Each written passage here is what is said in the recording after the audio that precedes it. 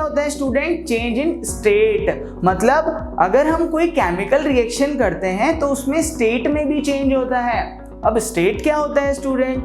हमारे कोई भी सब्सटेंस होता है स्टूडेंट, वो सब्सटेंस हमें 3 स्टेट्स में पाया जाता है। मतलब 3 अवस्था में हमें कोई भी सब्सटेंस मिलता है, या तो वो सॉलिड होगा, या वो लिक्विड में मिलेगा, या वो गैस में मिलेगा। या तो सॉलिड में मिलेगी, या लिक्विड में मिलेगी, या गैस में मिलेगी स्टूडेंट। ओके, तो क्या होता है, कभी कभार जब हम केमिकल रिएक्शन करते हैं तो क्या होता है? चेंज इन स्टेट होता है। मतलब कोई सब्सटेंस या तो सॉलिड से लिक्विड में कन्वर्ट हो जाएगा, या लिक्विड से गैस में कन्वर्ट हो जाएगा, या वेपर से दोबारा से लिक्विड में कन्वर्ट हो जाएगा। ओके स्टूडेंट, चलिए आइए डिटेल में पढ़ते हैं। पहले हमारा क्या थी student? Evolution of gas.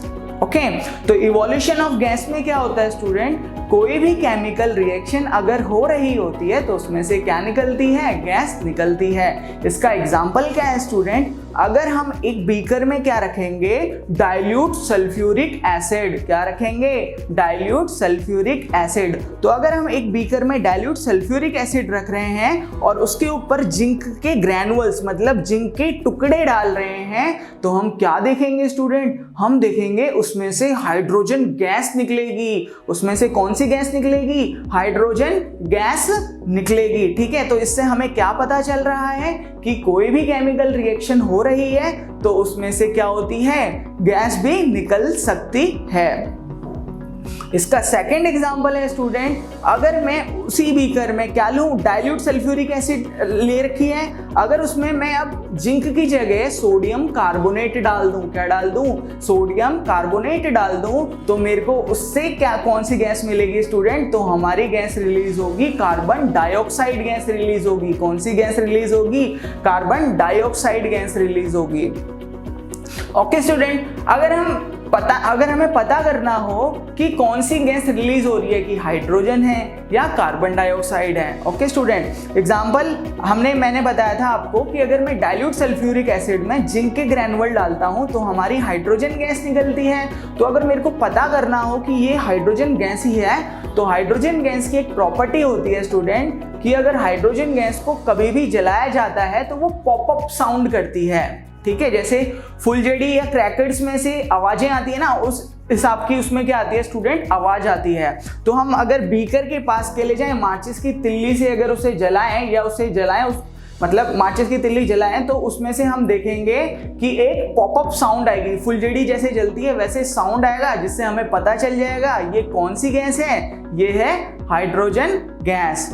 Okay, तो अब अगर हम डाइल्यूट सल्फ्यूरिक एसिड में, मैंने क्या बोला स्टूडेंट कि इसका सेकंड एग्जांपल, अगर मैं डाइल्यूट सल्फ्यूरिक एसिड में सोडियम कार्बोनेट डालता हूं तो मेरे को कौन सी गैस मिलती है? मेरे को मिलती है कार्बन डाइऑक्साइड गैस स्टूडेंट। और अगर मेरे को प्रूफ करना हो कि ये कार्बन डाइऑक्साइड गैस है, ठीक है, तो मैं कैसे करूंगा? फिर से मैं एक माचिस की तिल्ली लूंगा स्टूडेंट और देखूंगा कि वो माचिस की तिल्ली जो है, जो हमने लाइट करी है, वो बुझ जाएगी। ऐसा क्यों?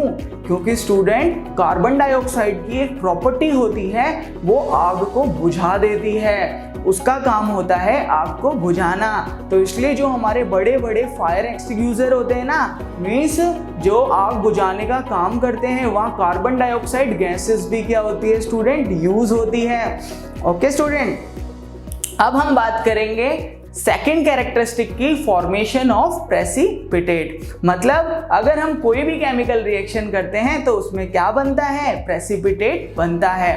प्रेसिपिटेट किसे कहते हैं स्टूडेंट? बताया था कि अगर हम कोई 2 से ज्यादा सब्सटेंस को आपस में मिक्स करते हैं तो हमें क्या मिलता है स्टूडेंट? एक ऐसा सब्सटेंस होता है जो मिक्स नहीं हो पाता, ठीक है, उसे हम कहते हैं प्रेसिपिटेट। अगर इसका एग्जाम्पल लें, अगर मैं चाय ले रहा हूँ, अगर मैं शुगर ले रहा हूँ, जिंजर ले रहा हूँ और वाटर ले रहा हूँ, अगर मैं इन सबको मिक्स कर रहा हूँ स्टूडेंट, तो इससे मेरे को मिल रही है चाय। बट लास्ट में क्या बच जाती है? बच जाती है स्टूडेंट चाय पत्ती, और क्या बच जाती है? अदरक। ये क्या होता है स्टूडेंट? ये घुल नहीं पाती, तो इसे क्या कहते हैं? प्रेसिपिटेट। तो इस प्रेसिपिटेट का एग्जाम्पल क्या होगा स्टूडेंट?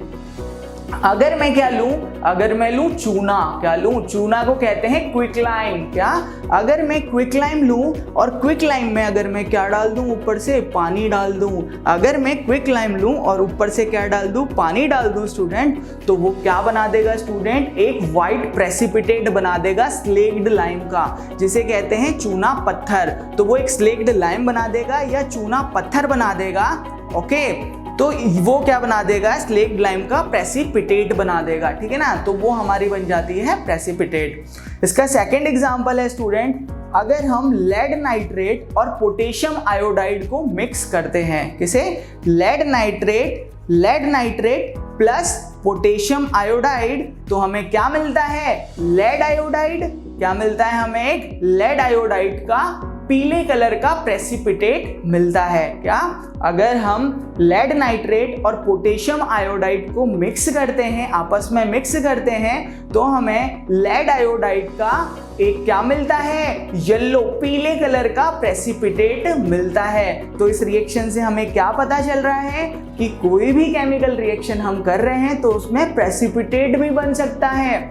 ओके स्टूडेंट, अब हम बात करेंगे तीसरी प्रॉपर्टी की, जो है चेंज इन कलर। मतलब कोई भी केमिकल रिएक्शन होती है तो उसमें कलर में भी हमें चेंज देखने को मिलता है। एग्जाम्पल स्टूडेंट, ओके, तो आपको पता है पोटेशियम परमैंगनेट जो होता है वो हमारा पर्पल कलर का होता है। जो हमारा पोटेशियम परमैंगनेट होता है वो पर्पल कलर का होता है। तो जब हम पोटेशियम परमैंगनेट के ऊपर स्टूडेंट सिट्रिक एसिड डालते हैं, क्या डालते हैं, पोटेशियम परमैंगनेट के ऊपर सिट्रिक एसिड डालते हैं, तो जो पोटेशियम परमैंगनेट का कलर जो पर्पल होता है वो उड़ जाता है, वो कलरलेस बन जाता है। मेरी फोर्थ प्रॉपर्टी होती है स्टूडेंट चेंज इन टेम्परेचर। मतलब अगर हम कोई भी केमिकल रिएक्शन करें ना तो उसमें टेम्परेचर में भी चेंज हो सकता है। कैसे होता है, अगर हम क्या करें स्टूडेंट, क्विकलाइम मतलब चूना, हम क्या लेंगे, क्विकलाइम लेंगे, चूना प्लस हम क्या लेंगे, वाटर लेंगे। वाटर बोले तो पानी या H2O, समझ में आ रही है। क्विकलाइम, अगर हम क्विकलाइम लेंगे प्लस में क्या लेंगे, वाटर लेंगे। ठीक है ना स्टूडेंट, अगर हम उसमें पानी डालेंगे तो क्या होता है स्टूडेंट, हमें मिलता है स्लेक्ड लाइम और क्या मिलता है, बहुत सारी हीट उसमें से निकलती है, जिसके कारण उसका टेम्परेचर बढ़ जाता है। ठीक है स्टूडेंट, क्या तुमने देखा होगा जब हमारे घरों में व्हाइट वॉशिंग होती थी पहले के टाइम पे, हम क्या करते थे, चूना लेते थे, उसमें पानी डाल देते थे। तो जब हम उसमें पानी डालते थे तो क्या होता था स्टूडेंट, उसमें से बहुत सारी हीट निकलती थी और बहुत सारी हीट निकलती थी, जिसके कारण क्या हो जाता था, उसका टेम्परेचर बढ़ जाता है। तो यहाँ से हमें क्या पता चल रहा है कि कोई भी केमिकल रिएक्शन होगी तो उसमें टेम्परेचर में भी चेंज हो सकता है। तो हमने क्या लिया था इधर, क्विकलाइम CaO प्लस में वाटर H2O इक्वल टू हमें क्या मिला, स्लेक्ड लाइम। स्लेक्ड लाइम क्या होता है, कैल्शियम हाइड्रोक्साइड Ca ब्रैकेट में OH और उसका ट्वाइस। ओके स्टूडेंट, अब हमारी नेक्स्ट कैरेक्टरिस्टिक होती है फिफ्थ, चेंज इन स्टेट। मतलब कोई भी केमिकल रिएक्शन होगी तो उसमें स्टेट में चेंज हो सकता है। मतलब मैंने आपको पहले भी बता चुका हूं कि हमारे जो सब्सटेंस हैं वो क्या होते हैं स्टूडेंट, हमें तीन अवस्था में मिलते हैं, तीन स्टेट में मिलते हैं। या तो हमें वो सॉलिड में मिलेंगे, या हमें लिक्विड में मिलेंगे, या हमें गैस में मिलेंगे। तो स्टेट में चेंज का मतलब अगर हमारी केमिकल रिएक्शन होगी या तो वो सॉलिड से लिक्विड में चेंज हो जाएंगे, या वो लिक्विड से वेपर में चेंज हो जाएंगे, या वो वेपर से लिक्विड में चेंज हो जाएंगे दोबारा से। तो इसका एग्जाम्पल है स्टूडेंट चेंज इन स्टेट का, अगर हम एक मोमबत्ती को जलाते हैं तो वो क्या हो जाती है स्टूडेंट, वो पिघलने लग जाती है। तो यहाँ पे क्या हो रहा है, मोमबत्ती पहले सॉलिड थी, या जो हमारी कैंडल थी वो सॉलिड थी, और जैसे ही वो पिघली तो वो किस में कन्वर्ट हो गई, लिक्विड में। तो इससे ये प्रूफ होता है कि हमारी कोई केमिकल रिएक्शन होती है तो उसमें चेंज इन स्टेट भी हो सकता है।